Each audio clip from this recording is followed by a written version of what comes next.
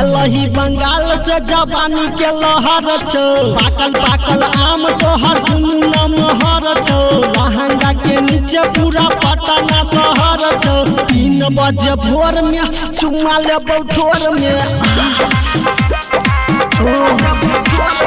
3 बजे भोर में चुमा ले ठोर में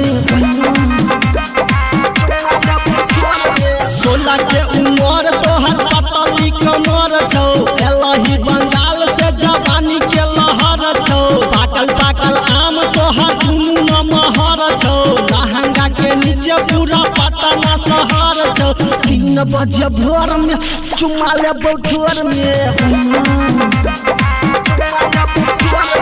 3 बजे भोर में चुमा ले ठोर में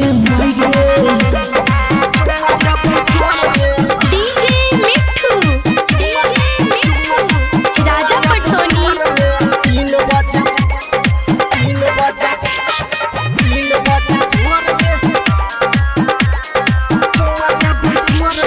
चढ़ल जवानी तोहर झड़ जतोगे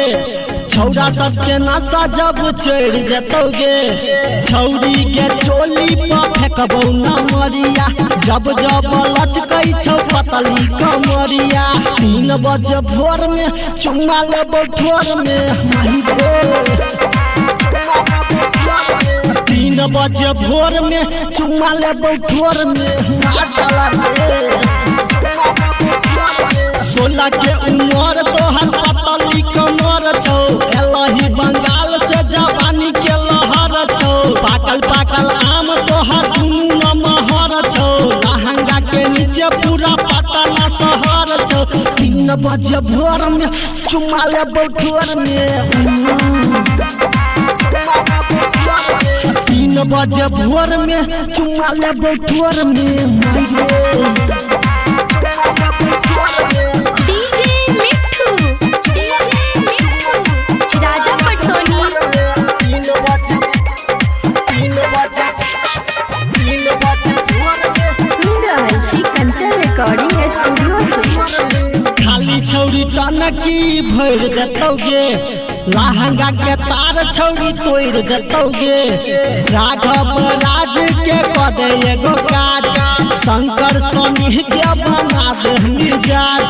3 बजे भोर में चुमा लेबौ ठोर में 3 बजे भोर में चुमा लेबौ ठोर में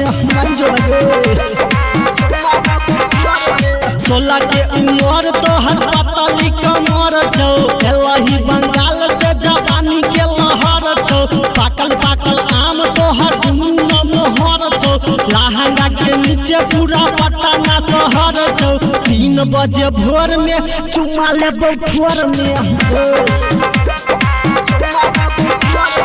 3 बजे भोर में चुमा लेबौ ठोर में लैया रहबो।